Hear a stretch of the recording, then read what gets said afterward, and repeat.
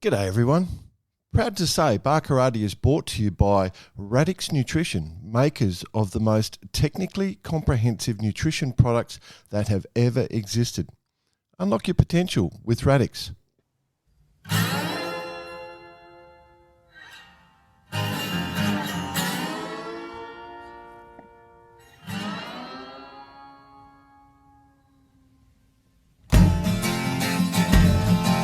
G'day listeners. Welcome to Barkarati, the Sailing Podcast. My name is Jordan Spencer and it's that time of the week where we get to hang out with some really cool sailors. But of course, I have to share the mic with my two idiot mates. So first, let's welcome Mr. Brett Perry. Greetings, Exalted One. BP. Greetings. Coming to you from sunny Hamble in the United Kingdom, where I actually am in what I would call internet civilization. Yeah, we'll get some clear sound from you. You're sounding very clear, BP. It's not coming Well, from I'm sounding very clear. I'm feeling very clear. Okay. You coming home, bud? Don't know. Okay, copy. A bit of double-handed stuff going on, I'm sure. Well, let's find out from what's going on from the other bloke. Hang on. He had a voice that could make a wolverine purr. Mr. Nick Bice. Jeez, you get around, BP, I'll tell you. Coming from you, that's big talk, old China. Yeah, no, that's fair. Couple more weeks left in Oz. And then back on the road.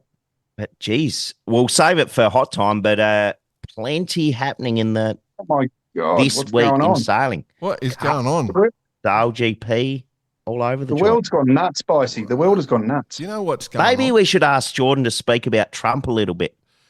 I can't speak about any leaders or governments, but I can talk about tariffs if you want. I know a lot about that stuff because it directly affects all the work I do. But I think it's the magnetic North Pole and the South Pole are switching around. I think that's what's happened. I think so. Yeah. Well, it's I think that's upside what's down. happening. Yeah. And plus, remember, this is the week that daylight savings all switched off, so everything's going back to normal.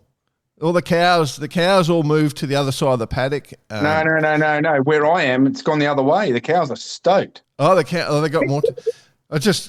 More time at night. It's confusing. That's it. It's everything switching over. Something like that. I don't know. But anyway, what a week. Holy crap. I tell you, it's just too hard to comprehend. But anyway, you know what is going on? There's lots of stuff to talk about, so let's talk about it all. But before that, we're going to get into our guest. How about that? Should we bring our guest on? Yeah, let's do it. Yeah. Because a bit of positivity through the week is just it's a perfect way to reset this week, I think. Our guest today is an amazing human being, does some professional speaker, is in Canadian Hall of Fame for Disability. Canadian, yep. Has won a medal in downhill paraskiing, which is just something that just blows my mind. And has been sailing in our sport of sailing and just competed in the Hansa Worlds in Sydney. Okay, so in the 303 one-person para class, which is of interest, we very much are keen to promote this because losing parasailing from our Olympics was something we didn't agree with and we were pretty sad about. We did have Daniel Fitzgibbons come on in, episode 127 from memory, but off the top of your head. off the top of my head, just from memory. But this time we heard about this lady and we wanted to chat to her. She is Canadian. She's unstoppable. Brings a ton of energy, and we are very keen to just see where this one will go. But if we could humbly welcome to the show, Tracy Schmitt. How are you, Trace? Hello. I am awesome. Three phenomenal souls with all that Aussie accent going on. Did you understand any of it, Tracy? No. Basically, I need some subtitles. Basically, Jordan was singing some accolades, and I'm sure we've only just brushed upon them, and there must be many more. But no, welcome to the show. Well, thank you. Thank you. Thank you. You know, I wanted some background. So I thought I would listen to all 300 shows. And I thought, okay, I'm going to put it on like 2 times the speed. But even at 1 times the speed, I still couldn't fully understand. Well, I've got to say, if you're listening to it at 2 times the speed, can you imagine the bit where we did the helium beer at 2 times the speed, guys? Blew the speakers out. Too high pitched. Yeah, the greatest comedy skit in the history of the world, that one. The helium beer. I think it was. Yeah. That was a good one. I think that definitely got us to number 1 in Kenya. Tracy, you're an amazing person. Like, can we talk about, I don't know what the protocol is in this, so tell me if we overstep, okay? But we've got to ask about what your disability is and how it came about. And then sailing.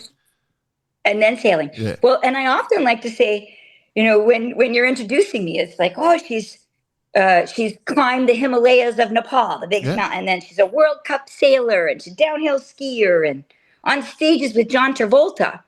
And if that's not enough, hang on, she was also born a 4-way amputee. So no, hang on. Before we get to that trivial thing, you were in RoboCop. I was in RoboCop. I was. You've done your homework. That has been said before. Yeah, Michael Keaton. 7 hours, and all I did was like cross his path as he went to walk in the room in the back with Gary Oldman. So Gary Oldman was on one side of the door, but I spent 7 hours cutting off Michael Keaton. Wow. God, you must have said, I can imagine you just saying some funny stuff to him as you're walking past. Yeah. Oh my gosh. Well, what's funny is what I said to him was the same thing that the Australian security said to me. So I was completely like in Canada, and I've been in 40 countries. I'm a big traveler like you guys by the sounds of it, over 40 countries. And almost always you do your customs and your bags go through and they get checked. But in Sydney, I did my customs bit. I did my pick up my luggage bit.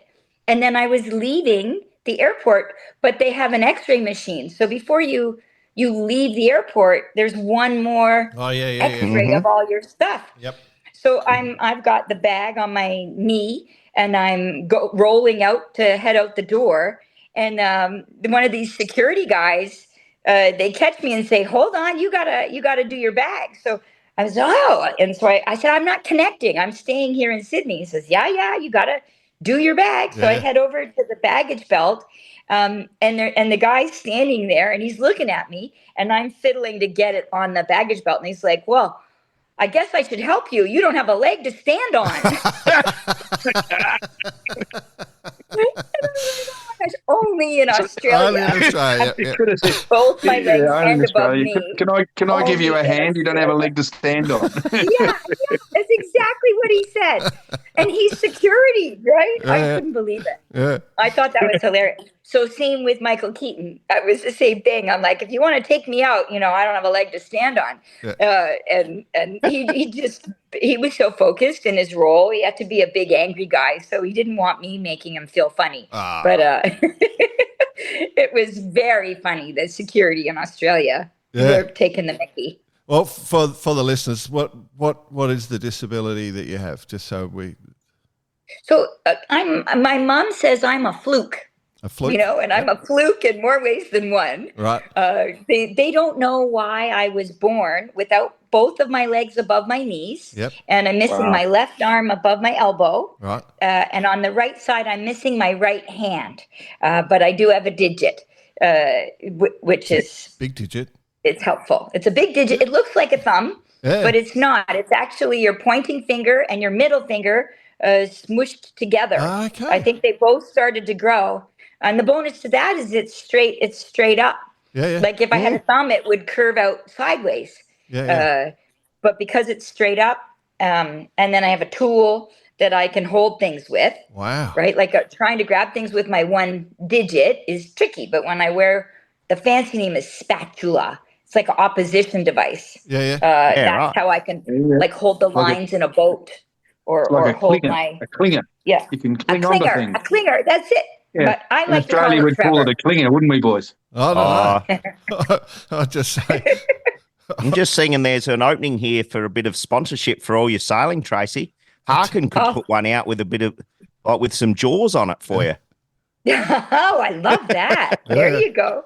That, Right? It's not just on my boat. It could be like on my body all the time. Trace, what the CEO of Harkin, Billy Goggins, is a huge fan of ours. Maybe we could do a special run. Yeah. That'd be brilliant. Oh, I have a great story with the Harkin brothers, actually. Oh, don't start. Well, go. Okay.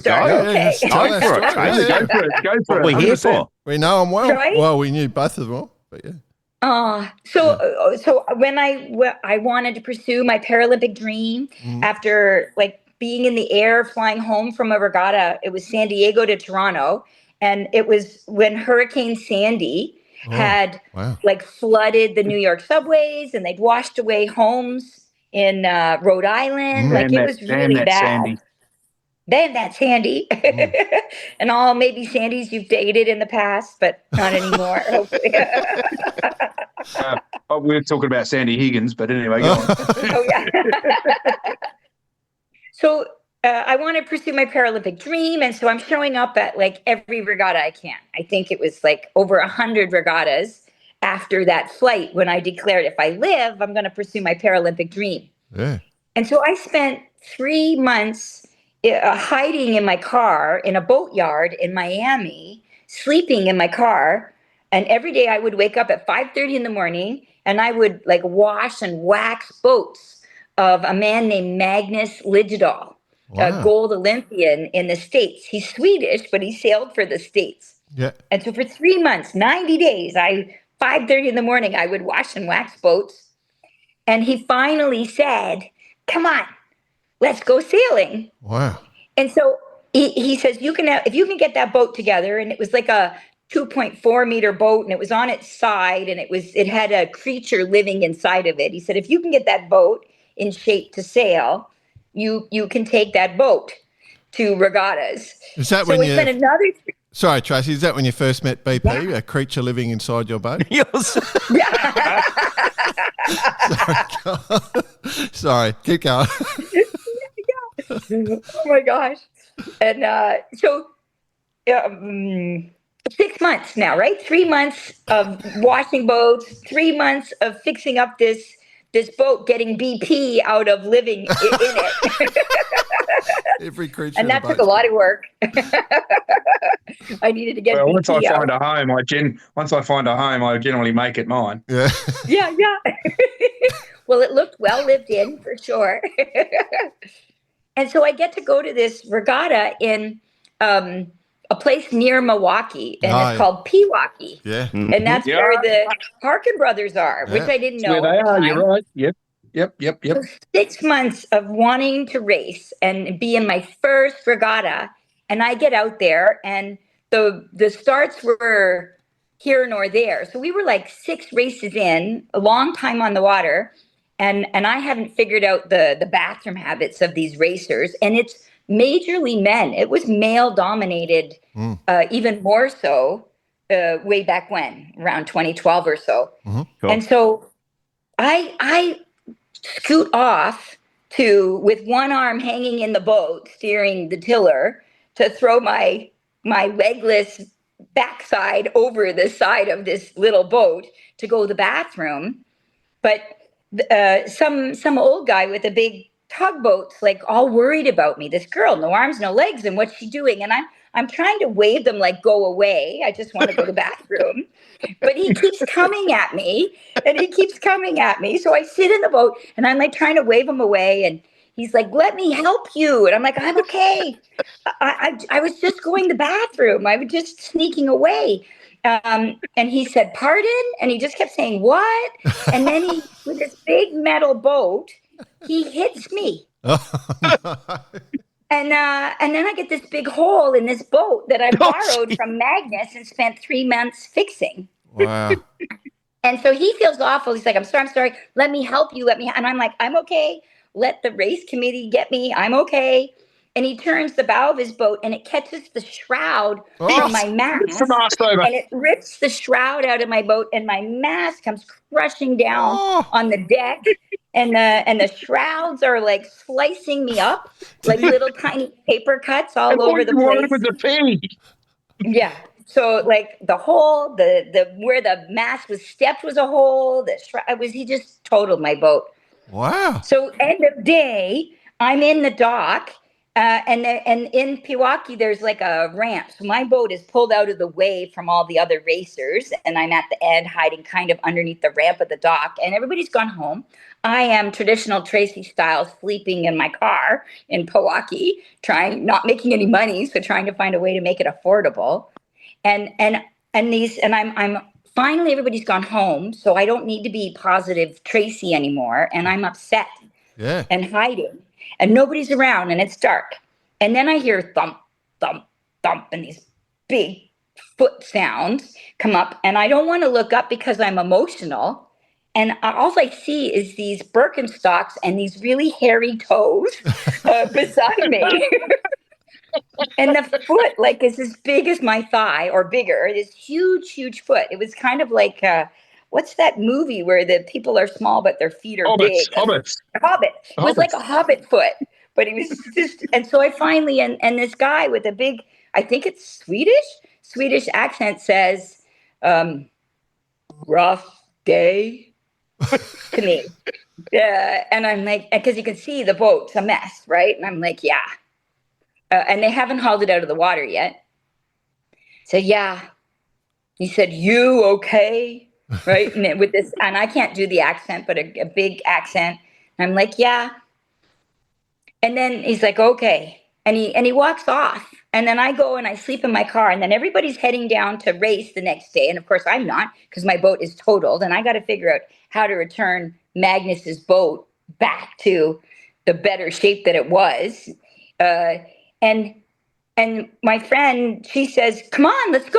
I don't know how you did it. Come on. I'm like, no, you go ahead." She's like, "Come on, let's go." And so I go down to the dock. I figure she wants me to send her off and be all positive. And there's my boat with no holes, with the mast upright. The main has like bungee cord rigged on it so that it's easier for me. Wow. My self-tacking jib was sticking. It's no longer sticking. Like the boat in the morning was way better than the boat I totaled the night before. And this Harkin brother, who I didn't know who he was, I found out later, he had pulled in a bunch of 5 engineers, and they pulled my boat out of water, and they worked on it all night so that I was able to sail the next day. What a story. Amazing. Yeah. I haven't never told that story from the stage. But as soon as you said Harkin brothers, I'm like, oh my gosh, we got to celebrate the Harkin brothers. Yeah, they're good. They're good people. What a story, boys? Yeah, I can imagine the whole Harkin team being woken up too. I think we all can see that happening straight away. So, and they'd all come rushing down. They looked at their phone and Olaf's rang. Shit, got to answer this one. Yeah, we're going in. Yeah. Amazing. What a cool story. What a cool story, Tracy. Thank you. Thank you. Yeah, okay. Well, so Tracy, obviously, first thing, that spatula, like you'd be so good at barbecues. You could just come in and just flip. I got it. Flip you'd be perfect in Oz. That's why everyone loves you straight away. Oh, right. I got a barbecue flipper. Obviously, I guess you can treat how you're born. You can treat it in one of two ways, and you've chosen one way. Definitely is just to embrace it, haven't you? That's basically what's going on. So the climbing the Himalayas. That's just you set yourself for a life of adventure, and nothing's going to hold you back. That's what I'm saying. Is that correct? Yeah, absolutely. And you guys would probably do a groaner when I say like this is how I was meant to be born. My sister is amazing. She's smart. She's powerful, but she's not a sailor or a skier or a climber, right? And if I wasn't born this way, I wouldn't have fallen into this amazing life that I've fallen into. It's directly because of having a disability, the only one, and like my parents, grandparents, who went on to get an MBA. Like all of my big successes are because of being born a 4-way amputee. It's crazy. I got to say, so we're Aussies, right? We're not that good in the snow. We don't have any sort of particular gift in the snow. Speak for yourself, Jay. Oh, sorry, mate. I go okay. Okay, sorry, buddy. Self-praise is no praise, BP. You got your, what's that, mate? I'm shit house. Yeah. I'm totally shit house. But BP, you're good at everything, so we'll let that one through. I love cutting some lines on some corduroy. But anyway, there's a point to like. I've just come back from Japan and had a bit of snowboarding time, and it made me think. I remembered when I was a young lad in my teens, I used to sail with this kid called Michael Milton. He had lost his leg to cancer, I think, and he used to windsurf, and all he had was a piece of plastic conduit, and that was his second leg, and he used to go out windsurfing, and then he went on to set the downhill speed record or something on skis. You know, he used to ski downhill a couple of 100 kilometres an hour on one leg, and that to me, trying to get down a hill at about 20 or 30, I realised just how crazy that was. And I was thinking about that kid literally. I was thinking about Michael Milton literally last week, and now we've got you doing. I mean, how do you like? Are you in a chair when you ski, or how does it work for you? So I actually ski. I learned to ski. We actually didn't know how, and this is good for your listeners because they might not know how they're going to like start a business or face BP or there's things that they just don't know how they're going to juggle, and we didn't know how. I'm on the grill here. I'm on the grill, my God. Oh, you didn't get the run sheet, BP? I've just opened it, and I'm reading the first line. Pay the shit out of BP, please, Tracy. Right, and but that was it. They told my mom, no, we don't think it can work, and she's like, well, can we just try?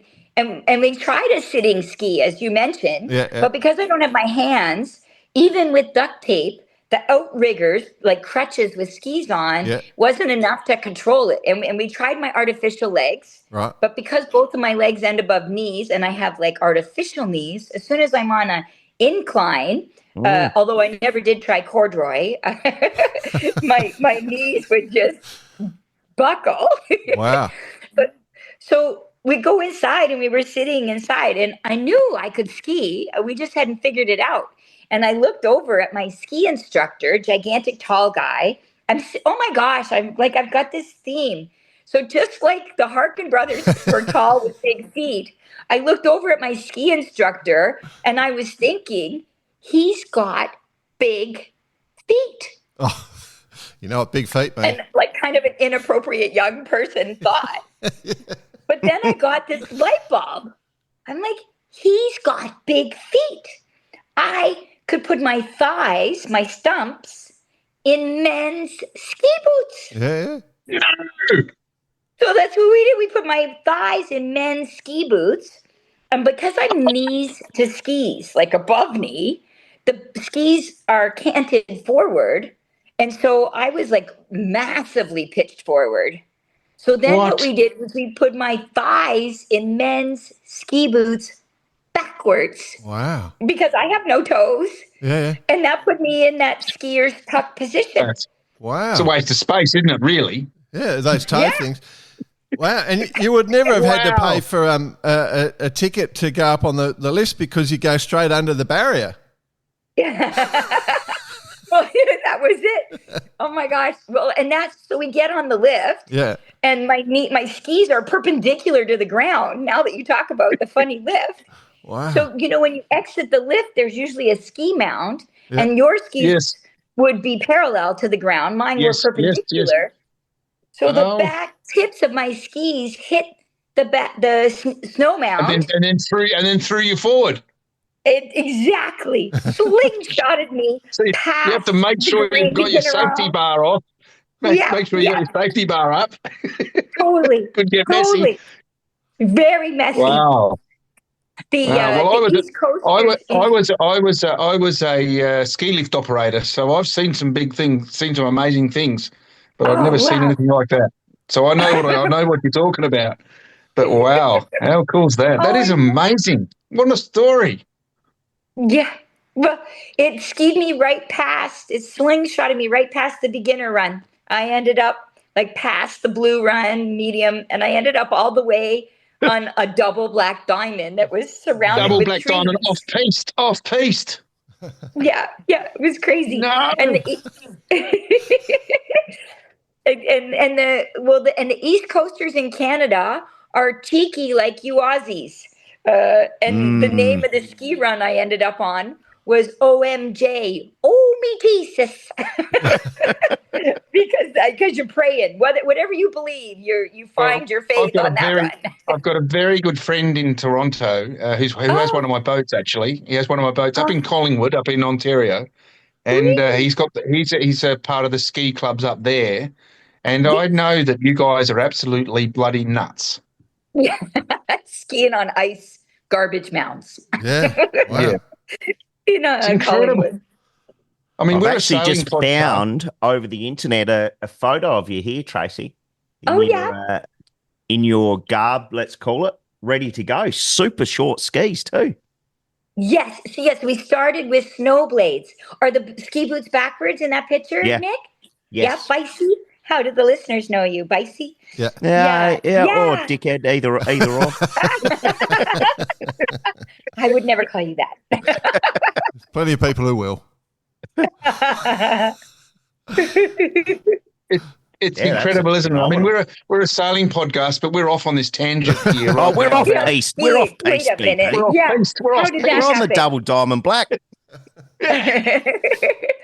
Well, obviously this leads to sailing, but I just want to touch on this for a second. So you've taken on this whole skiing thing. When did it become apparent that you were going to go to the Paralympics? Paralympic well, when I started, same with like sailing, skiing, scuba diving, swimming, flying airplanes, jumping out of airplanes, riding horses, climbing Himalayas. Yeah, right. There are no four-way amputees who had done it way back when, and so I must give a lot of credit to those skiers that are doing the paras now, except for your friend there. He's just missing a foot. I call that a paper cut. Well, I've lost a bicep and thought about entering the Paralympics. I guess that's not even a paper cut. Right. There you go. That's a pimple. Pimple. Pimple.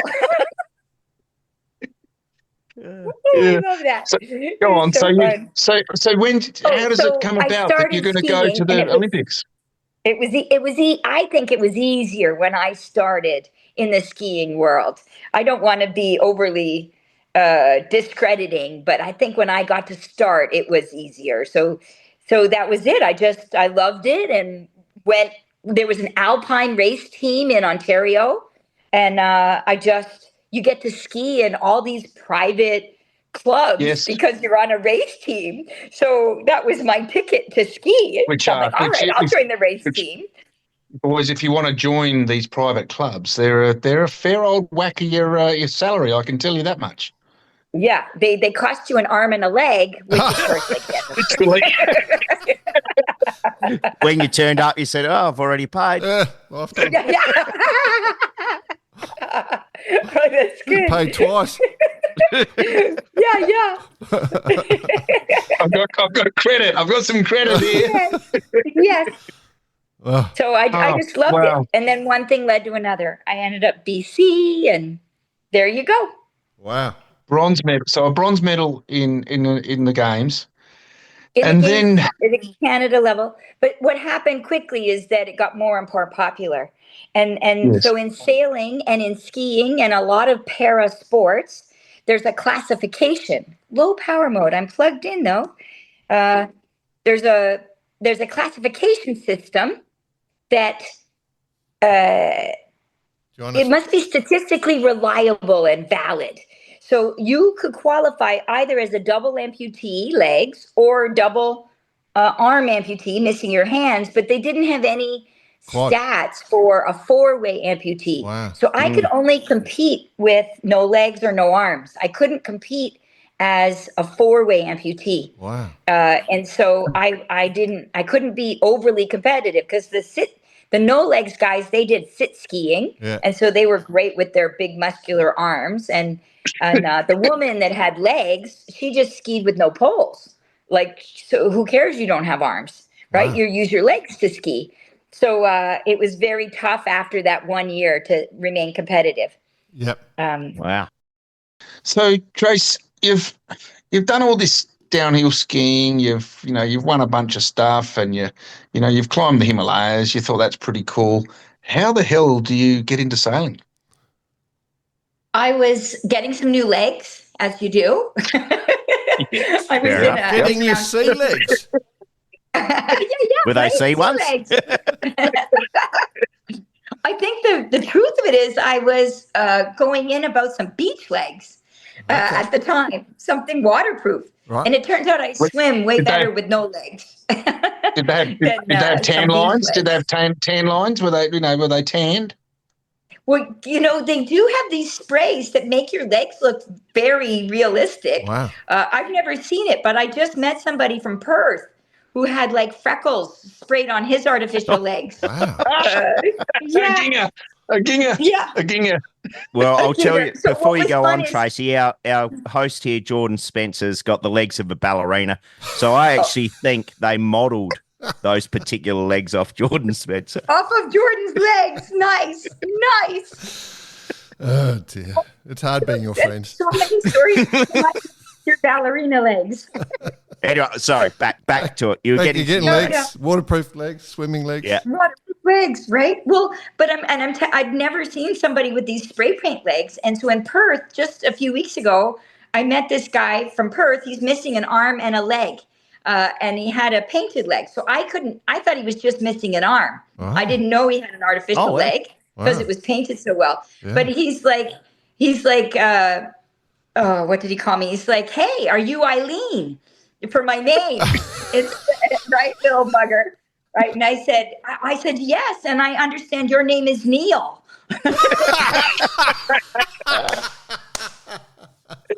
If you're a mother, it could be Marlene. Right? There you go, Marlene. Well, and so it turns out his name was Lenny. Yeah. And so I said, I guess it's better if I call you Leanie Lenny. God. So, God. yeah. The banter in this fleet. Go on. Oh, yeah. Answer my question.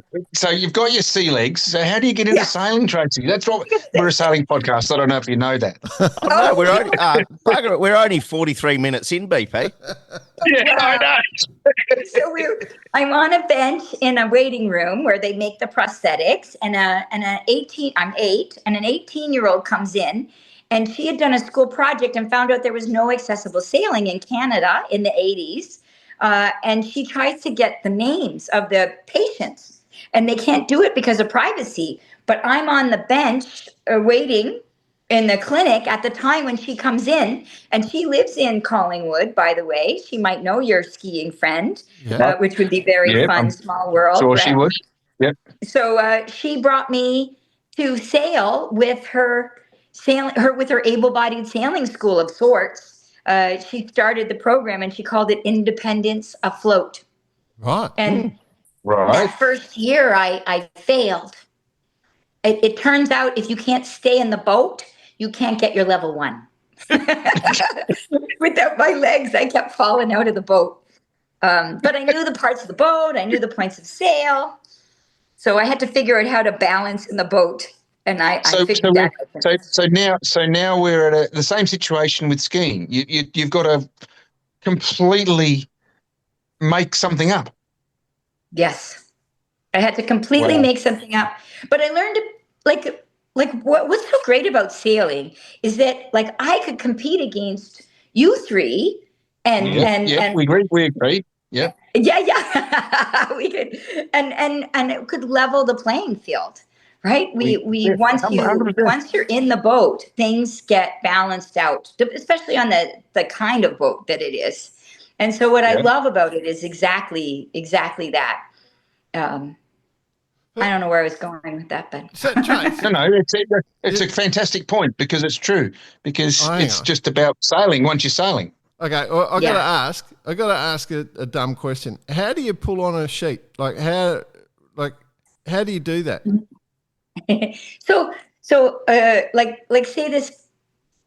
I've got Trevor, my spatula, my barbecue flipper, barbecue flipper, which is like a piece of metal and a strap around the finger. No bad jokes, boys. Then it's on my finger, and so I'm holding I can hold the line, because I have an elbow on this arm, you kind of think this is where the muscle is, but my little short arm is amazing, and so with my finger, with my barbecue flipper holding the line, then my short little arm above elbow can grab the line in front, and I can really yank in the main, right? Wow. Like my stumps hanker down on whatever it's leaning on, and I can throw my whole core, my ribs, my muscles, my shoulders, and my little arm is so close to my body. So I can really reef in on those sails. And like Canada does not have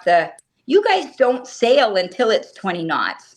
We go in when it's 20 knots. Yeah. And so I definitely had a really big learning curve in Australia. Yeah. But I figured it out. I got better. I feel like if I did the Hansa race all over again, I would do much better. Now I know how I can manage the sails in those winds. But if you're using both arms to trim sheets in, how are you steering at the same time? So if I'm holding the line and I'm pulling it in, my elbow is often steering. Wow. When the winds are up to 20 knots, so I'll have my left stump above knee down in the boat, and my right thigh above knee will manage the tiller. Like you guys use your legs to steer boats too, especially in big boats. You often see the skipper using their legs. So I'll use my right thigh to steer the boat if I need my hands to adjust the main or the jib. Wow. I mean, or hang on. When you're healing, I'm a bit of a weeble wobble doll, and that was certainly my big learning this regatta. I've just brought up a couple of photos here, and I guess with the different types of boats, whether it's a 2.4 or a Hunter, like just setting it up to adapt for what works for you. Yes, that's probably that's the key right there. But I'm guessing, like you say, the learning curve would have been quite steep at different times. Yes, each time is big. So the 2.4, the end result after about a year, we took 2 gigantic PVC tubes and we put them either side of the tiller. Yeah. And we dropped them and we cut them like a V at the bottom so that the tiller could go fully port and starboard. But then I could steer the boat with those PVC tubes down in the boat. Because a lot of the 2.4 sailors use their legs and their feet, whereas I was using my one arm for the tiller and the main and the jib and the backstay and the shrouds. There's 24 lines in a 2.4 meter. Wow. It's a very complicated boat. Bless you. Yeah. Oh, excuse me. Thank you. Yeah. Wow. It's amazing, isn't it? Like when you just like in all honesty, while you can compete, it's not quite, you're still giving up a bit. It's not as easy for you, that's for damn sure, as it is for us. And so, like, I can't even comprehend how you've put it together. So I can see why after the first year you didn't get your level 1. But that I get it, but you know what? You just kept going. Yeah. Well, and so the bonus to being a 4-way amputee is I've got to figure out how to balance. So a lot of sailors, we have our head in the boat, right? And you're looking inside, but I needed to get my head out of the boat and learn to read the water quick. Yeah. And the dark patches on the water is where the wind is. And so I had to quickly get my head out of the boat so that I could, some are saying avoid it, but for me it was like, oh, it's coming. I get to sail fast, so brace myself. And that was like an advanced study skill. So I learned how to balance, how to trapeze, your how to head do as water. ballast. Yeah, yes. I think you said main sheet as ballast. I don't know if he's you pull my leg, it comes right off. No, don't. Cue joke about the size of Gordon's head. Just for the context, Trace, I'm 6'3", 190 centimetres, but I'm a 5'10" guy with a 7'2" bloke's head, is what I took. Okay. So when you're talking about using your head as ballast, Jordan knows exactly what you're talking about. He'll get up after the show and almost fall over. Yeah. The head just, whoa. Anyway, it's not about me. I love that. I love what you're talking about, and I'm sure every one of our listeners understand that. We need riding moment. That's what sailing is, and so you have not only worked out how to sheet and trim and to steer, you've worked out also to maximise your riding moment, and it's a huge thing. It's fantastic. It's blown me away, to be honest. No, thank you. I'm intrigued though, Trace. And I love it. If you say you're trimming sheeting, often when we're coaching, you see young sailors, they'll pull on a sheet and then they'll use their teeth sometimes. Oh yeah. And which I really am against. Do you do that? Have you ever done that? I'm afraid I do, much to the chagrin of my orthodontist and all the money we invested in that. But I try not to do it as long, but like every race, there's always a moment where you got to use your teeth, right? Wow. It's insane. Yeah. It's truly insane. So from BP's, asked this question, you joined into sailing. Did you love it from the first moment, or was it just straight away love? Oh, yeah. Even falling out of the boat, even failing, everything disappears when you're on the water. Time massively disappears on the water. For a little while, I was even like a captain on a tall ship in the North Sea in Holland, the Netherlands, and I mean, BP is in UK right now. I was in the Outer Hebrides and the Eastern Atlantic, and the tall ship mostly home base was Oban in Scotland. So we would head out to the Eastern Atlantic from there. I love sailing. Do you have absolutely? Do you have an allergy to being warm? Like you live in Canada, you spend time in the Outer Hebrides. It doesn't get warm in those places. I tell you, I was real hot in Australia, and they were all wearing sweaters and jackets, and I was hot, so hot. Really? Yeah. Well, I can relate to that. I can relate to that. Here in Hamble today was a blistering 19 degrees, and they're all out going, this is just disgusting. I've got a jacket and long pants on. I've got a jacket and long pants on, and I'm going, you guys are crazy. Yeah. Well, and, for we amputee, I got all the same organs: heart, lungs, kidney, whatever, liver. And so the blood circulating through my body, amputees run warmer. Yes. And so the more limbs you're missing, the warmer you are. So there's another advantage to being a sailor is that I stay warm a little longer. I love that attitude, the advantage of it. Yeah. It's fantastic. So at the Worlds, I'm really interested in that point because I had a mate who was a quad for many years, and you know Sid, Nick, you remember Sid. The quad, they stay cold. They really struggle with the temperature, so forever got to warm them up. So with that, like at that event, it must have been quite crazy. You're running hot, they're running cold. There's all sorts of things you don't think of. Yes, there was a woman that was hypothermic, and she was a quad sailing the Scuds. And when I was in Melbourne, Australia, 2015, December 2015, before Rio, I went to the qualifiers in Melbourne in the Scud 18. Which was amazing. So, but this regatta, I wanted to sail the 303 because now that's the para world boat. it's the new boat to be entered. So you're right. I was hot and she went hypothermic. But I also love to scuba dive. I've done over 100 dives, a master diver, and quads, they can overheat or get cold. It's both extremes. Right. And so I'm a little bit like quads in that I can overheat easy and I can get cold easy. But the bonus to being an amputee is that I have core muscles and leg muscles, and I'm skiing standing, not sitting. Sitting, yeah. Right. And I'm physically doing things for sailing. I'm not just helming. I'm also crewing. Although my dream would be to find another athlete with a minor disability, and they could manage the main and the jib and all the lines. Well, the spinnaker. Trace, I don't have a bicep, so I'm actually eligible. Perfect. But You're in, are you BP. single? Because you got to be a Canadian. We'd need to get married. Get you marry off, BP. Hey, pitter patter. Out Hey, the boat, Tracy, out the boat. This took You've a turn. clearly sailed quite a few boats, which are adaptable. What's been the most fun? In UK, no, it wasn't UK. It was the North Sea, and there was a catamaran called a Challenger.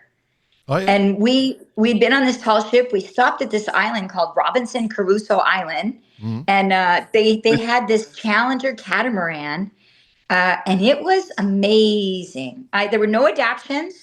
There was no adjustment. I jumped into that boat for a recreational sail that day, and I disappeared for hours. They sent out a search party for me, and they said, where have you been? Aren't you? There's no lunch, no dinner.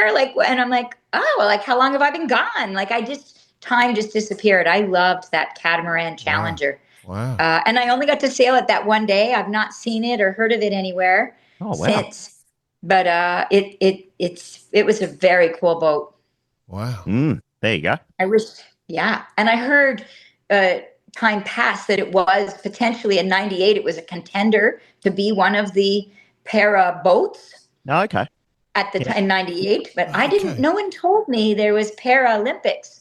I found out in 2011, just before London 2012. Yeah. About it, and I wish I'd known, because I feel like I might have been the Canadian rep if I'd known in '98. Like, they've developed and invested in other sailors. Yeah. And so, but there's no Canadians in the 303. Which is where I showed up when I found out we didn't have Canada there. I'm like, okay, I'm going to get my butt there, and we'll figure out the money and the clothes afterwards, and the boat, because I knew there'd be some learning with the boat. I'm a bit of an initial dumpster diver, I'm afraid. And so it's often where I find my initial solutions. And that's what I found. There was some garden hose. And so we made a loop with some garden hose, and there was some dog ends of a main sheet. And so we put it through the loop, and we tied it through the tiller. So there was a little bit of a loop on my tiller so that I could sometimes steer the boat with my little arm. And that's what we did. Sorry, when you say little arm, I call my arm the little arm as well. So I love it. We're friends. Oh, Mate, you're right. This is basically a match made in heaven, right here. There's my little arm. Look, there you go. Look. I can hear our vows now. When your little arm talked about my little arm. So at those Hansa Worlds, obviously the 303 is what you sailed in, and you, as you're saying, like, it was your first time in that boat. You got jumped in, so you're trying to work out solutions and how to sail the boat as you're racing. And you had some pretty good races, I know. Like, I saw some good results, but you still obviously got a bit to go. Like, and so the 303, it was a learning experience for you, I guess. It was, and I'd never been in a fleet of 80. Yeah. Like having 40 boats, and then they merged the results. I'd never been in a fleet of 40, never mind. Melbourne was 27 and Miami were 27 boats. So these races were about 40 on a start line. And so I was greedy. I was trying to be at the favored end. And so I had 3 bad starts, partly because I was shouting up and they weren't going up. But one race, I got fourth. I would have got fourth out of 80. But that race, they got so sick of redoing the starts that they flew the U flag, which means that if you go over in a minute before, you're going to be disqualified. So, US called me up, and I didn't feel like I was over the start line. So I did a quick 360 and came back, and I earned the fourth place authentically, not because of an early start. I was over earlier in the 1 minute. Yeah. But I started with the fleet at go, and I raced, and I got fourth. But I didn't realize that earlier in the minute I had pushed myself over the line, and I was DQ'd. So I had, and that was one of my 3 bads, right? I was DQ'd, but you don't see the fourth. No. So I have potential if I could just figure out this main sheet, and I could figure out, because they often do a luffing start, and they pull in the main at go. And so that's a lot for me. So I like to do a fast start, and time start. And be running at it. But they what I learned was, if 35 other boats are luffing on the line and you come in no fast, space. I could even make space. I could up them, but they won't go up. But the other piece is that all that luffing takes your wind. So my nice fast, I'm coming in hot, and then boom, right? Then all the wind is gone because you're behind this fleet of irons. The wall of yellow sails. Yeah. So I learned that I shouldn't have been greedy with the favored end of the line and like overconfident with making space. I should have just taken where there was space, because I would have done better than say 36 out of 80 boats had I started where there was the open wind, and not, because they all tended to crowd. The line seemed to be plenty long enough. There was always space on the line, which I was afraid there wouldn't be, but there was. It was, everybody obviously went where the favorite end of the line was. So until I get better at my main and find a fast luffing solution or a crew. Yep. In my future husband, maybe. I need to. If BP plays his cards right. Yeah. Can you imagine what's this mean for the future, Trace? Like, as far as setting up for the world titles and all those sorts of things? Yeah. What's next? So I immediately, that was it. What's next? Okay, this result can't sit. I've got to go make an impression. I went to San Diego before the Hansa Worlds for a quick trial of that boat, and I beat a bunch of able-bodied. I got first in a tiny little San Diego regatta in the 303, which is so cool. So there's another regatta, end of April, which is much bigger. I think there's 20 boats in that regatta, so I'm going. Yeah. I didn't know it, but I'm going end of April, and I plan on going to Barcelona next year, and I plan on going to the Worlds, which is every 2 years in France, and there's races in Chicago, New York, Rhode Island, all this summer. So I've lined up 4 races right away, and then I need to get my ducks in a row for Barcelona and France. So I'm all in. I that 4th place and that environment just got me thirsty. I was really heartbroken 2016 when Rio was the last Paralympics, and that we didn't get in Tokyo. We had a huge amount of discussion about that, and it did break our hearts as well. But we've just got to keep pushing. Yes. At Bar Karate, we talk about all sailing, and we believe that all sailing is all sailing, and this is an important topic. And Hansa is all sailing. Hansa is open, able-bodied, 100%. with disabilities. Everybody can sail. Everybody's included. Yeah, and what's the point of having Paralympics without sailing? That's what I say. Yeah. So I'm sick of being disappointed, and I'm this Hansa Regatta awareness that came in February and raced it in March is the beginning of bringing Paralympics back for me, and the hope is back. Some people say, what's the opposite of depression? And I used to think it was enthusiasm, but the reality is it's hope. when people lose hope. Well, the hope is back, and we all get enthusiastic with some hope. Paralympics is coming back.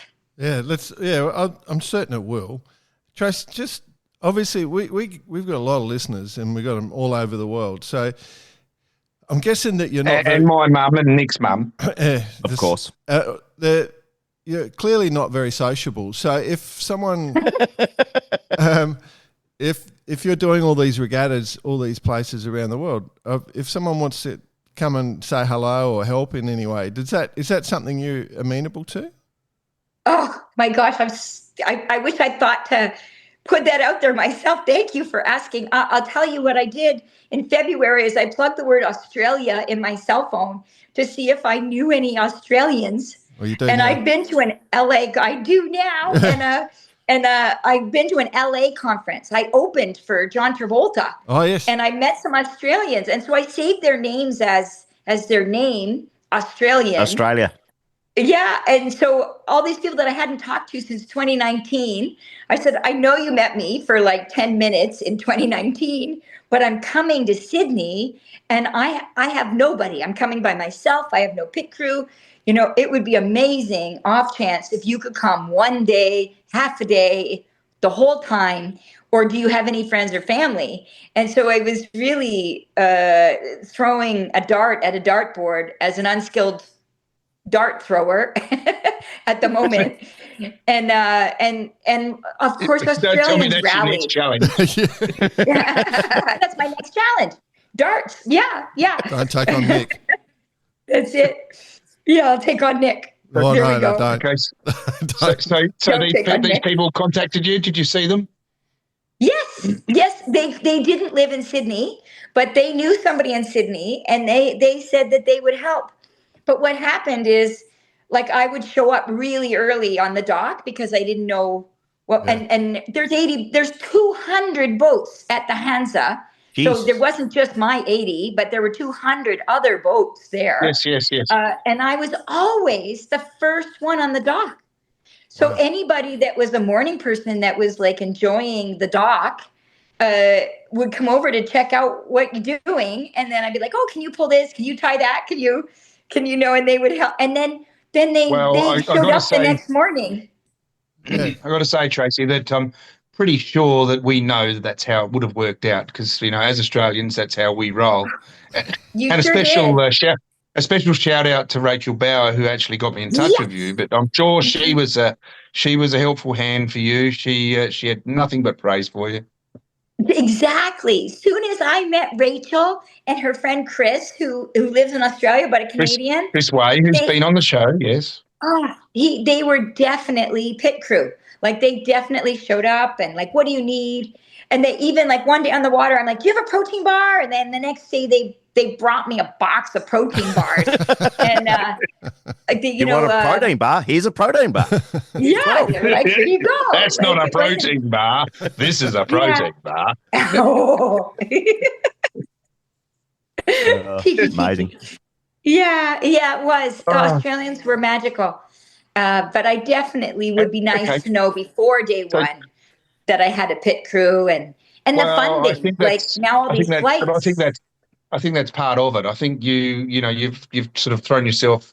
I guess you said we call it like throwing yourself into the void or jumping off the cliff, and it all worked out. How did you enjoy? Let's just talk about the enjoyment part of it. How did you enjoy Pittwater? Because Pittwater is God's country. We actually, we do refer it to as God's country. Oh dear. I believe it. We one day it's very shifty in Pittwater. Oh my God. It's almost unsaleable unless you live there. Yeah, exactly. And so I'm Canadian, and then there's these shifts, and so locals really could sort of predict them. But it was I saw like 55-degree shifts in this, and not uncommon. Really, yes, and hard time getting the start. How beautiful is the area, though? Yeah, I mean, Well, that's it.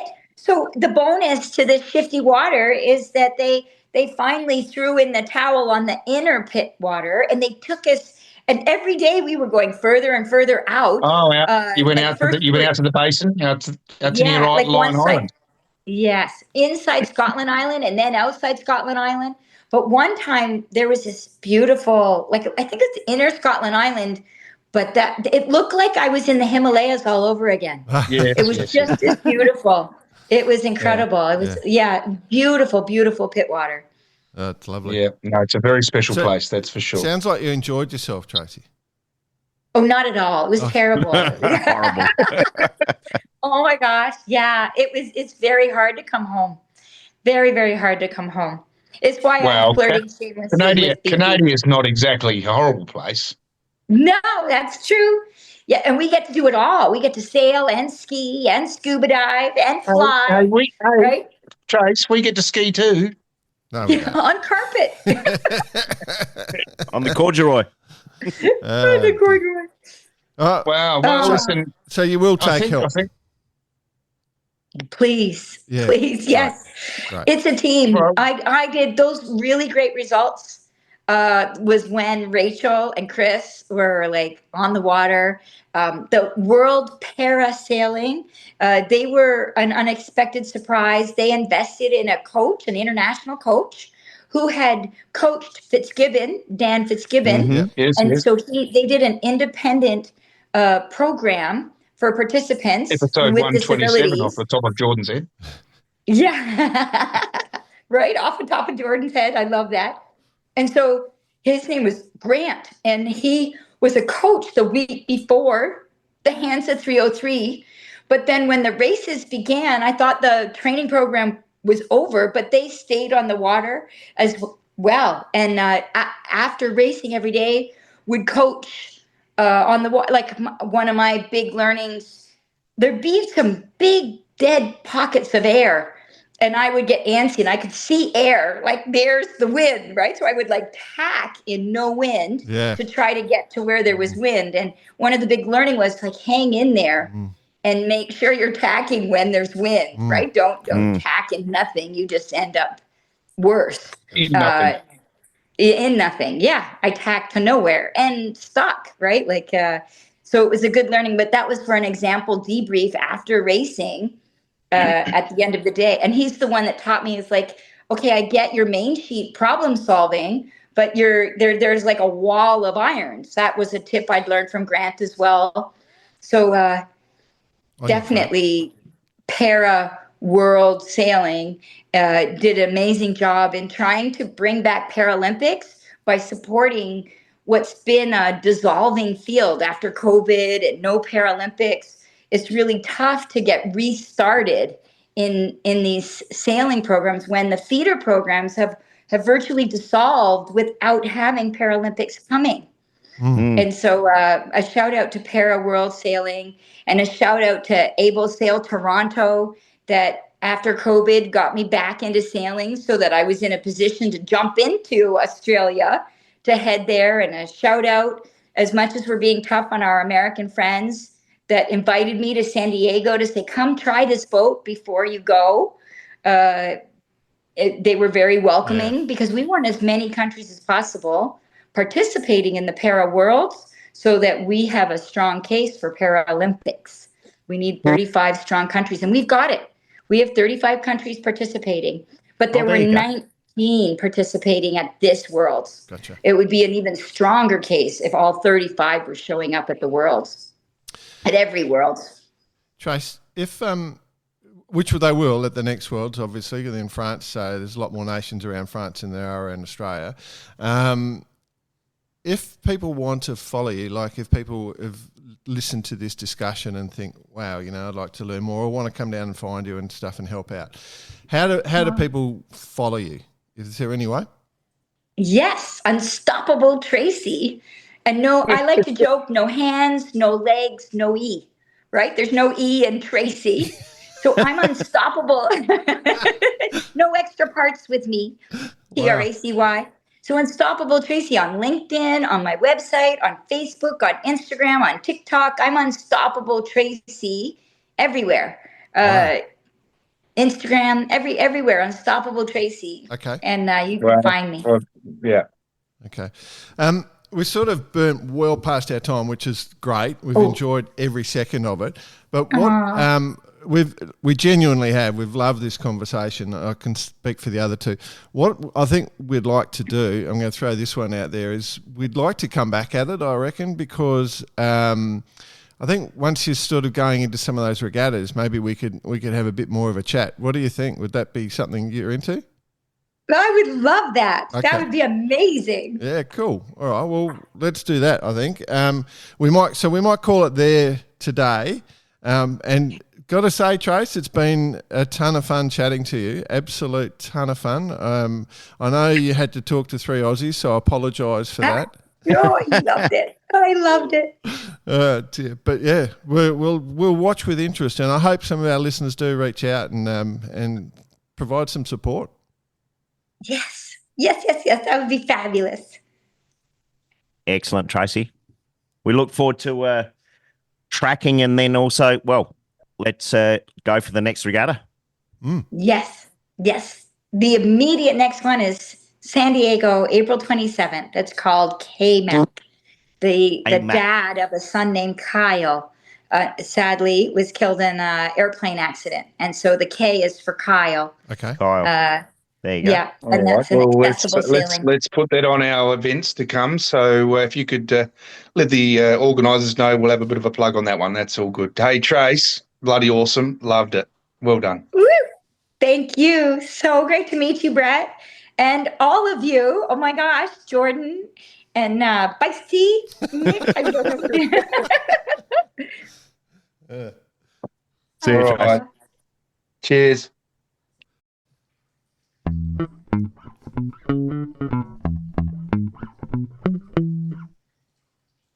You just got to love sailing. You just got to love sailing. I mean, really, that is what we do it for, and that is why we talk to these people. I mean, what an amazing story. No, stop. Yeah, You're looking forward to moving to Canada? Yeah. Have you told your wife you've been? You're looking forward to moving to Canada? Mate, come on, keep it clean. No, but seriously speaking, I mean, you know, our sport is the coolest because and this whole push towards Paralympics, getting it back into Paralympics. I think we should get on board with that big time. Oh yeah, 100%. Oh, you on, mate? You right, mate? But we're 100% into it. So and yeah, I think where you're going, BP, I understand exactly what you're trying to say. You know, like the sport is inclusive. 100%.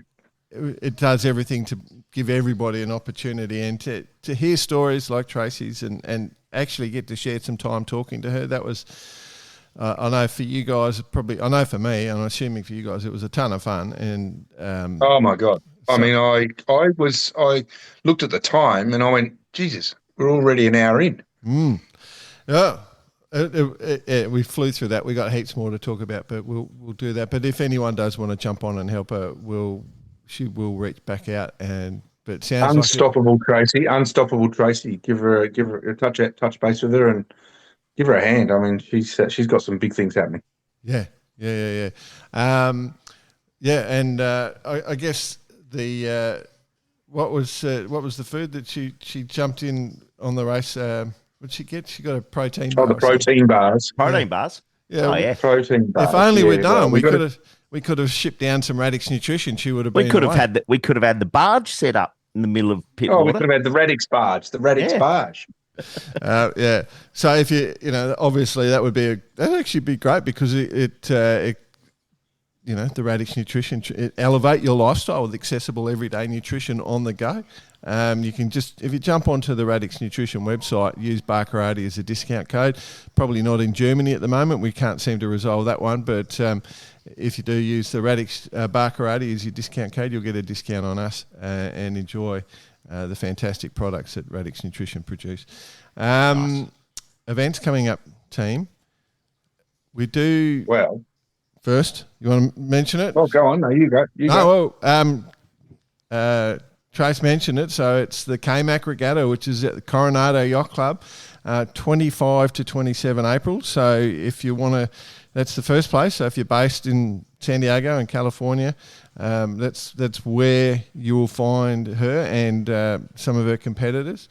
And if you're into the Olympic sailing, 19 to 26 April, it's the French Olympic week. I'm not going to do it in French because you two paid me out so much last week that I've Yeah, but where is it? Where is it, Joe? Where is Do you want the Aussie version or the French version? French version. Harry's. Yeah. Yeah. Yeah. Hieras. President Macron speaking. Anyway, but yeah, so Olympic classes underway again. So it's good to see all that sort of stuff. We love that stuff. Yep. Jack Lloyd, listener of the week, boys. We got inundated last week. We haven't been inundated this week. We have got a nice little email popped up. Remember, if you do want to win a couple of $100 worth of Vycobi, just send in something to cheers@barkarati.com. Our friends at Vycobi providing, you can get the technical gear. You can just get board shorts. Their new shorts. Yeah, see the new board shorts. Yeah, very cool. Yeah, good gear. I remember drinking a million drinks with Pat and talking about board shorts ideas. You were talking about additions and all sorts of things. Indeed. But this week, our listener that sent in the most interesting email was Mick Doherty. He said, "G'day, legends." Call the yacht club. Yep. "G'day, legends. Keep up the good work. I've enjoyed hearing about the regattas you have been in lately, Bicey. For most of us that go to work every day and don't get the opportunity to sail in some of these big events, I enjoy hearing about them at least. Just wanted to plug our Easter regatta at Lake Bullen Merry in Camperdown, Victoria. A family fun event where everyone camps together on the edge of a dormant, hopefully, volcano crater. A few exciting things at this year's event where the Fireballs have introduced a youth nationals to be held at Easter where at least one crew has to be under the age of 26. A great initiative to get young people into the class, especially the family teams, and it looks like we've already got 20 yachts or boats signed up with more entries to come. I know other classes will be very interested in seeing how this goes for the Fireballs. The Fireballs are doing some good, interesting stuff at the moment. Also, we're introducing a... Quite fitting that the Fireball's on the edge of the volcano as well. Yeah, that's exactly right. Might be more Fireballs than you think. Also, we are introducing a speed challenge where the team at Concept Fibers have thrown some cash at the boat who has the highest speed recorded over the weekend, and it just needs to be set between sunrise and sunset. So it doesn't have to be during a race. I can see a whole crowd sitting on the shore after sailing, cheering on people to go out providing high quality, constructive feedback for those reaching up and down the beach trying to break the record. You could imagine it at like 7 o'clock at night at sundown and everyone's full of grog. Love it. I love it. If it's okay, I want to thank our partners who without them these events won't happen. So Will from Discount Yachting Supplies in Geelong. There you go, Will. Yeah, and Camperdown Mitre 10. Good old 10 out of 10. Mitre 10. Yeah. 10 out of 10. Camperdown Mitre 10. Always come up with the trumps. Right. On another note, and it would be controversial, but just to get the monkey pedaling a bit quicker in the head, the sport seems to be struggling a little bit, especially in dinghy fleets at clubs and especially regattas. I haven't looked at the data, but it seems as though we still have the same amount of people sailing we had 20 years ago, but we're spread over more classes. This is I don't agree with this one, but I'm interested. Interesting to hear your thoughts on getting rid of class associations and Australian sailing run state and nationals where only certain classes are offered states and even fewer classes offer national champs. That's probably fair. And based on the numbers in the class, to funnel more sailors into limited classes to improve your standard of competition. You can still sail your granddad's rainbow at your club racing, but if you want to go further, you need to be one of those selected classes. It would make it harder for new boat designs to enter the market, and currently Australian sailing wouldn't have the resources to manage it. Long way from perfect solution, but just maybe an interesting topic for discussion as we aren't getting the numbers to states and nationals we used to. Most sports are governed by the state or national body where the sport is run by the class. Where here the sport is run by the classes where everyone is just doing what they can to help out. their own class, and it's not always in the best interest of sailing in general. Keep up the great work. Mighty Mick, thanks, Mick. Interesting thought process, boys. Any response at all? Well and Yeah, pretty much. No, I guess what it does bring up, though, is maybe looking at other sports and how they are run and what the governing bodies are. And valid point, though, all these classes run by class associations, as opposed to what would you say, more of a collaborative approach by minimising the amount of class. I mean, we've spoken about that, the amount of different classes. And in recent years, you've seen the resurgence of the cherubs, and in coming years, it's going to be the resurgence of the rainbow, for example. So it's, do we need to look back into our past to create the future? That's what I'm saying, boys. I think it comes down to cost for so many people and simplicity, making it easy to go sailing, rather than chewing up a whole day. I agree with that 100%. Yeah. 100%. So I think maybe we should do a chat about the BK1 ideas that we've thrown backwards and forwards one day. We should and maybe, it might be a peter out for us, but somebody might actually run with it, or they might inspire us. We will own the IP, but nothing we do peters out, mate. It just peters on. Grab a piece of A4 piece of paper, and just bend up the ends a little bit, and you've got a rainbow. BK1, you're welcome. You've got your BK1. There it is, right there. And it depends on where you hold your fingers as to how your hull form is. Correct. Correct. Yeah, look, it's a huge topic, and I think it does deserve a discussion. But it's one of those things. It's been going on for 100 years. What do you got to do? It's a big topic. My theory is, as long as people are sailing, it's good. Just get out sailing. 100%. 100%. And the cream rise to the top and end up in the channels. The other thing I was going to say, my friend, is some people aren't racing anymore. So is racing everything about sailing? No. There's plenty of people out just going on adventures. And I think we need to cater for that side as well. But we'll come back to it. I think that's a bigger topic because there's so much to talk about this week in this little special segment of the show. Nick Doherty. Holy. It's hot time with Bice. My kids just did a little dance. No, it's been a pretty quiet week in the world of nothing yachting. Going on, really. Nothing going on in we've yachting. Seen some drawings of the new Cape 26. It's coming out. We've seen the Magic Carpet E, NCE. That looked nice. Which is going to be great to get Danny on the show to not what else? Cup's definitely not happening in Auckland. And Pete Burling's left Team New Zealand, and Rio's been cancelled for the Sail GP. Yeah, not much. Yeah, that's it. Okay, so moving on. That's it for the show. Thank you very much, ladies and gentlemen. Get out the guitar, BP. Where do we start, boys? Where do we start? Where do we start? All right. So spoke about last week, but the Cup not happening in Auckland. Yes. Big news. Yep. To much disappointment of our Kiwi friends. For us too, I think. And for us, as I'm from episode 298 from memory, when we spoke from memory off the top of your head. In depth, off the top of my head. What does it mean? There's plenty of rumours going around. I've heard, Greece is on the cards. Of Greece. Valencia originally was on the cards till the big floodings. Does that mean anything? The Greece one, is it that the same bloke we used to deal with at the Volvo all the time? Oh, yeah, 100%. So that'll happen. No. The Greek guy? Yeah. No, nothing. Valencia? How about you? Heard any rumours around the traps, BP? Or Jordan, for that matter? Saudi Arabia was one that sort of had a little bit of a whisper, but I don't know where that stands. Yeah, I got nothing. I think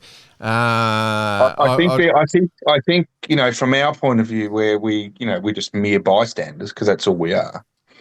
People know. There's some people that know, and I think that it's sort of heading to a path. And I don't know whether this change up in the situation has caused that or not. So anyway, well, we'll go. Do you think people know? I don't know. Do you know? Yeah. Is it like actually just no one really knows yet, and it's still part of the negotiation phase as to where this cup could possibly be. All these movements are pretty volatile and powerful movements, aren't they? There's something going on. Okay, well, let's throw. I'm going to wear a tinfoil hat now and be a conspiracy theorist. Good, go for it. Middle East. Well, yeah, so I think so. You have to think with Pete going, spent 6 months not agreeing. So that negotiation's been going on since the Cup finished to sign Pete back up. There has to be some knowledge, things that Pete's aware of to inform that decision, right? So Pete, that's what I just said. He's as close as anybody can be to the whole process. So whether that's, he knows where it's going to be, he knows that, there's obviously they're going to cut budgets. That's one thing they want. Or whether he doesn't even want to be involved. I mean, he hasn't said he's committing to anything. Yeah. So maybe he disagrees with the ethics. I doubt it. What I wonder, I'll throw a hypothetical at you. And I wonder why SAIL GP New Zealand team ownership still hasn't been assigned, right? Hasn't been bought out. We've all sort of had a suspicion that Coetzee's trying to get ownership of it. I'm wondering if SAIL GP is rolling in money at the moment. They're doing pretty well. Maybe Pete's just got a better offer from SAIL GP. He's got Russell's brought him across. Yeah, that's what all-time SAIL GP ambassador. Something like that, where he's got some equity. Not sailing. No, yeah, he's sailing. He's sailing. But there's that because with the new Cup, they're going to struggle to sail on SAIL GP. The Cup sailors in the ongoing years, because SAIL GP is getting more and more events, there's not going to be a gap like the last time for the Cup. It's just not going to happen. So there's going to be a decision at some stage for these sailors, because when does sailing You're going to be a Cup sailor or you're going to be a SAIL GP sailor. That's it. And how much money you make out of each. And so when they start sailing again, September, I think, this year is when the Cup training cycle starts again. I am. Bossy, what do you want to do? Be a Cup sailor or be a SAIL GP sailor? Oh, mate, we're way too old to be a sailor these days. We leave that to all the young fellas. It's true. Yeah, all the young tackers.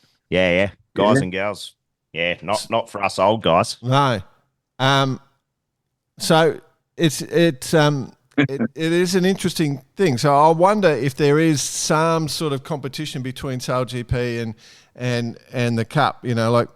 I think that could be certainly part of it. I think there are all sorts of elements to take into play. But I think maybe Pete was negotiating with two camps is the only thing I could guess. We could ring up Pete. So what you're saying effectively is it's not teams that are involved here, it's competitions. Yeah, the leagues, the two different leagues. The America's Cup, remember. So they're trying to actually say you're either SAIL GP or America's Cup. You can't be both. It's going to be that way. Remember, this is just a hypothetical I proposed. I don't know. Well, that's all we are. All we are here at Barker, right? It's completely hypothetical. Oh, we don't exist. We're a hypothetical. Yeah. We're characters. We're AI. Yeah. Allegedly. But anyway, so that's one thought I had when I sort of heard this news, because it knocked me around. But the New Zealand's still well placed in that Nathan's still signed up, and he hasn't got a SAIL GP gig. which is criminal because he's such a talented sailor. But he's got so Nathan's well placed, so that's good. Maybe Josh Junior steps in into the other side. Who knows who they're going to put in there? But the Cup. I tell you what, if we have a global slowdown, which is on the cards, I wonder how much of the Cup will still go ahead. Because we saw, let's bring in the other subject here, Ineos. Ineos out of the Cup. Oh, yeah, forgot about that little bit. Yeah. Just quietly. Oh, yeah. it's hot time with Ineos are out. Now, yeah. So Jim Ratcliffe he's pulled out. So I think the partnership with Athena, that blew apart. And then and now Ineos has said, no, they're not going ahead with the Cup. That's a big one. Is there a bit reading into that, the lack of decision making to announce the venue, and to what the protocols are going to be? Has that caused Ineos to pull the pin? Wow. I'm not sure if you guys follow sport, but no. I just lob up here when I'm told and talk shit. Yeah. Ineos there's major controversy in the world of rugby because they've pulled out of their sponsorship for the All Blacks. I don't know if you guys are aware of that. And Ineos is a petrochemical company. Those companies aren't doing so well at the moment. People are starting to move. Demand is falling, and the performance of Ineos has fallen away. This is public knowledge, so I'm not making any allegations or saying anything. I'm just talking about that.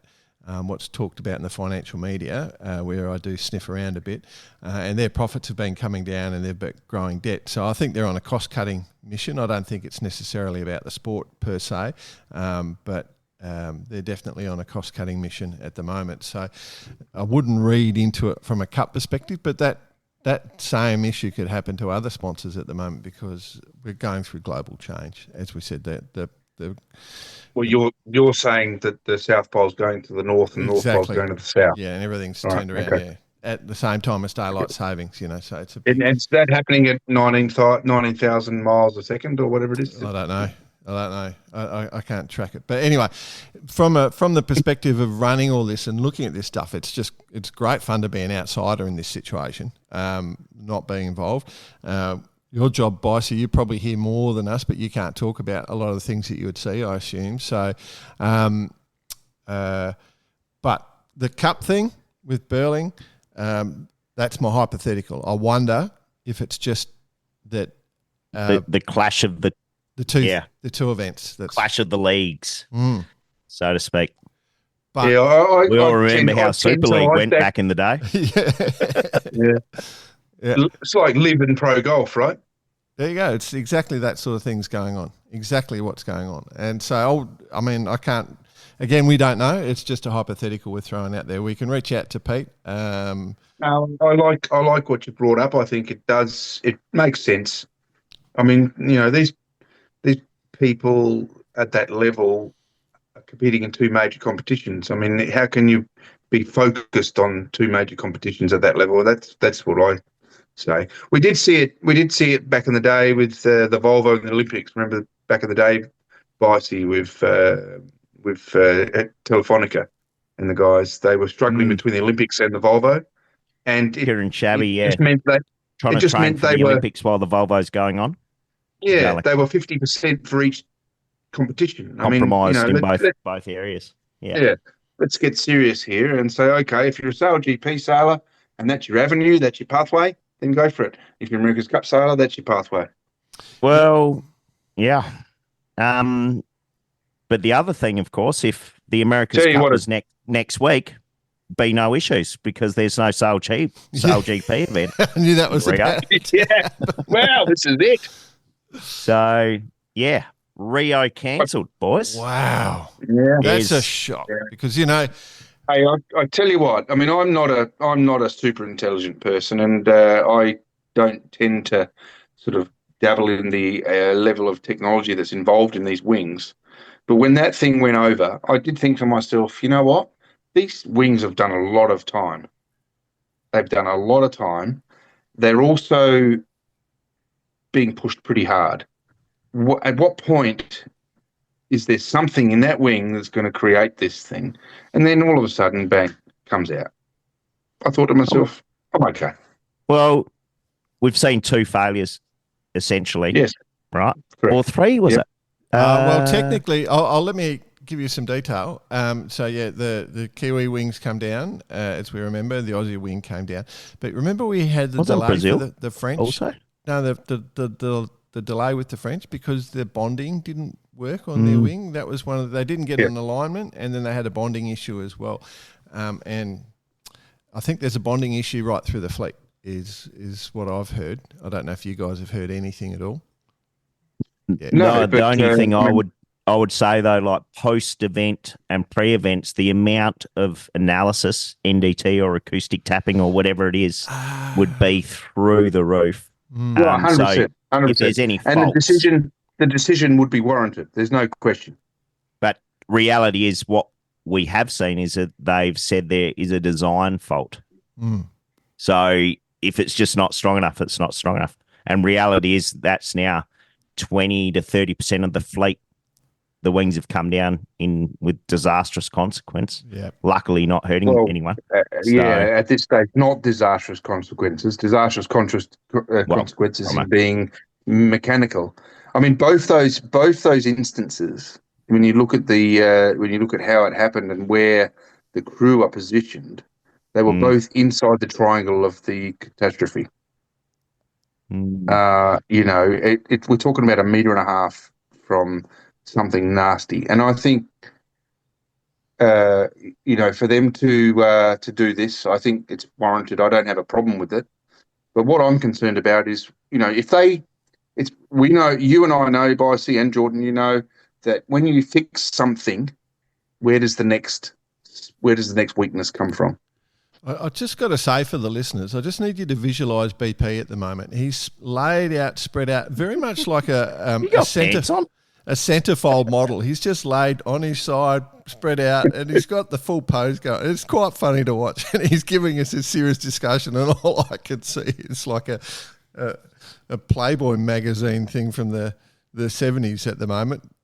But anyway, continue on. But no, I get where you're going, BP. It's interesting, but I'm glad you brought that up, and now our listeners are thinking of this as from a different point of view. Yeah. But I want to get all serious about this because it's a serious topic.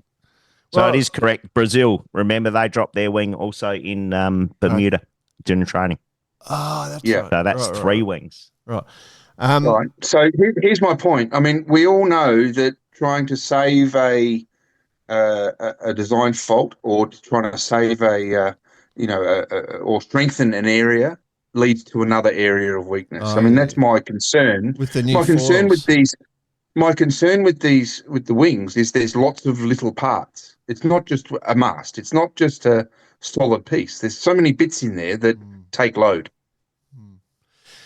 And like your point about new things, so they've gone to the new foils, right? And they're definitely behaving differently in the boat, and maybe they're less forgiving, the boats. Like there's no the sort of go from slide. There's no slide, so it's the more load. The load going through the wing would be definitely higher at some stage.